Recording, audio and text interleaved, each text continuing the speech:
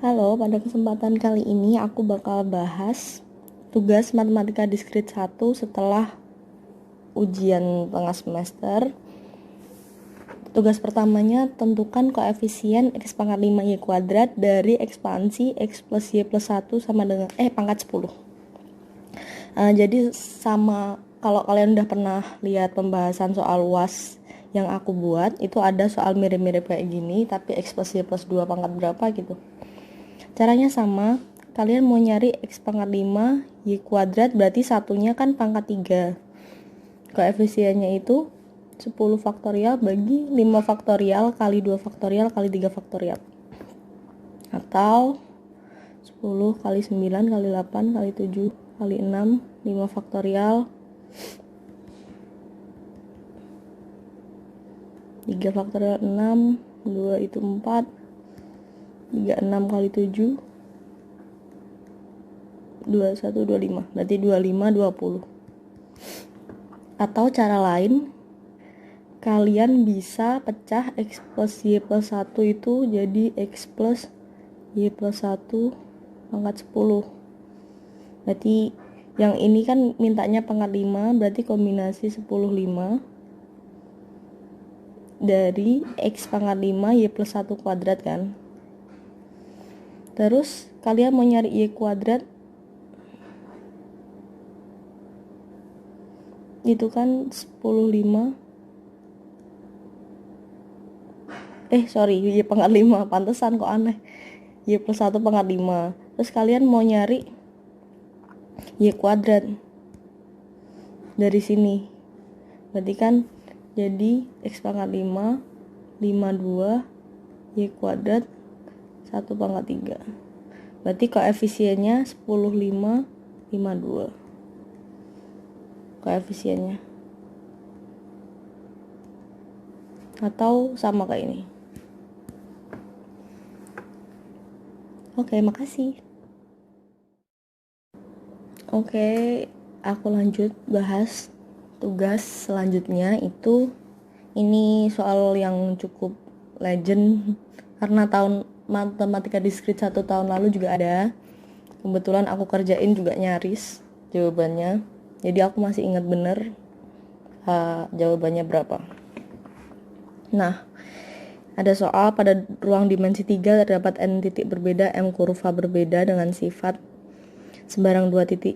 Jadi interpretasinya gini, aku jelasin interpretasinya satu-satu dulu. Yang pertama, sembarang 2 titik berbeda AB terdapat satu kurva G yang melalui AB, tepat satu kurva. Jadi maksudnya tepat satu gimana? Kalau kalian punya titik gini AB katakan, dihubungkan oleh kurva F. Nah, kalian tuh nggak boleh bikin kayak gini nih loh. Ini G. Nah, karena apa? Karena 2 titik ini dilalui oleh 2 kurva. Sama. Dia dilalui FG, dia juga dilalui FG. Nah, ini nggak boleh. Jadi gitu. Kalau gini boleh. Katakan ini C. Ini boleh karena sembarang 2 titik kurva yang sama melewatinya kan cuma satu. Ini juga cuma satu, ini cuma satu. Ini nggak boleh. Nah, ini nggak boleh. Ini ada 2. Terus lanjut. Poin 2. Sembarang 2 kurva berbeda berpotongan melalui suatu titik yang sama. Jadi kalau kalian punya 2 kurva, dia mau nggak mau harus berpotongan di satu titik. Sembarang 2. Terus yang ketiga, terdapat paling sedikit satu kurva. Maksudnya poin 3 mau nggak mau kalian harus gambar. Terus poin 4, setiap satu kurva melalui tepat 3 titik berbeda. Jadi kalau kalian punya kurva, itu selalu melalui 3 titik yang berbeda. Terus yang poin 5, tidak ada kurva yang melalui semua titik. Jadi kalian nggak boleh gambar satu ini. Walaupun ini memenuhi semua poin, tapi ini nggak boleh karena cuma ada satu kurva melalui semua titiknya. Ini nggak boleh. Nah, langsung aja. Ini kita gambar. Karena setiap kurva melalui 3 titik, jadi dia mau nggak mau ada 3 titik dan satu kurva. Terus karena nggak boleh dari poin 5 nggak ada kurva yang melalui satu titik, berarti ada kurva lain yang melalui titik itu dan titik lain. Karena satu kurva melalui 3 titik, kalian bisa gambar kayak gini. Terus dari poin berapa? 1. Sembarang 2 titik pasti ada satu kurva, berarti ini gini.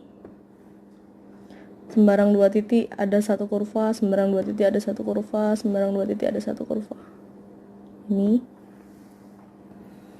Ya kan? Ini udah ada berapa coba? 7 titik dan 6 kurva.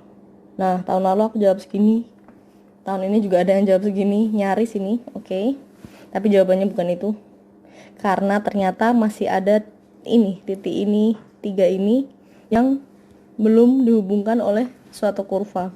Jadi karena dia di dimensi 3, kalian bisa bikin kurva yang nggak berpotongan sama 2 kurva ini. Dia nggak berpotongan, tapi lewat belakangnya. Nah, gini.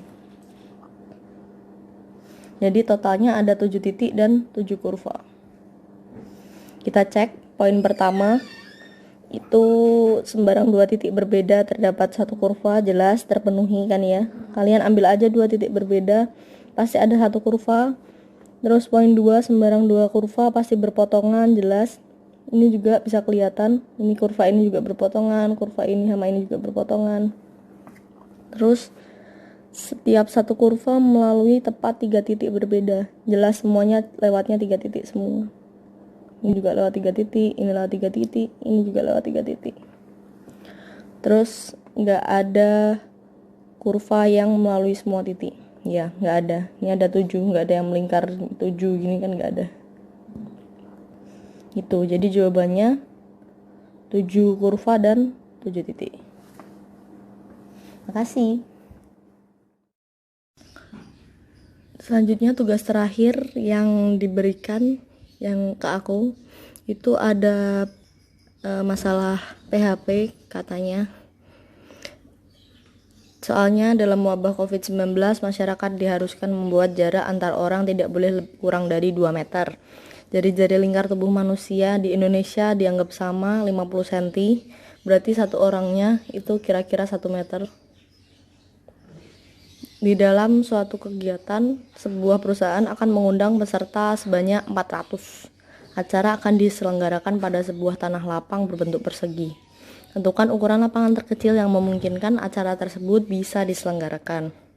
Jadi, kalau kalian ingat pembahasan UAS tahun lalu, UTS tahun lalu, itu aku juga pernah bahas soal yang mirip-mirip kayak gini.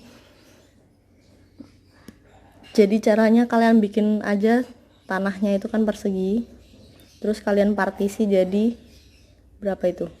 400 orang.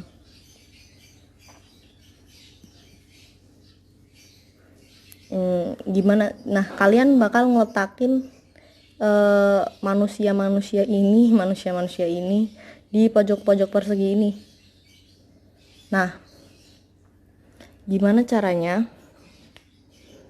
Diperhatiin kalau nggak di pojok gini ding. Jadi pojoknya gini, penempatannya tuh dia pojok 1, pojok 2, terus sini. Nah, gitu terus. Ini di sini. Nah, gitu. Jadi ini pas ada 400, berarti kesininya ada 20 orang, kesininya ada 20 orang. Nah, kalau dalam satu persegi, biar jaraknya, karena kalau ini ada orang gini, dia 50, dia 2, berarti kan ini 3 meter.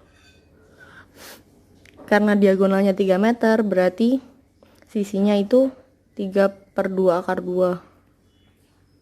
Nah, berarti ukuran lapangan terkecilnya ini dikaliin 20 kali 3/2 / 2 meter kuadrat. Jadi ini 3/2 sisinya yang kecil ini, karena ada 20 persegi jadi dikaliin 20. Terus karena ininya kelebihan 50 cm, berarti kan panjang sisinya bukan 20 kali 5.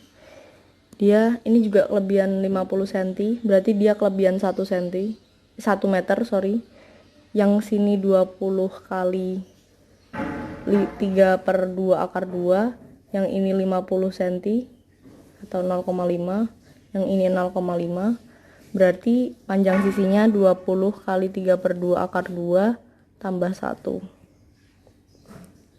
Luasnya tinggal kuadratin aja. Jadi banyaknya itu luasnya itu ini 10 30/2 tambah 1 kuadrat. Itu 900 kali 2 tambah 1 tambah 60/2. 1801 tambah 60/2. 60/2 itu sekitar berapa ya? 1,4 ya, berarti 1,4. 24,884, sekitar 1889. Itu ukuran lapangan terkecilnya. Kalau masih ada yang bingung dan mau ditanyain, bisa tulis aja di komen, nanti aku tanggapin. Makasih.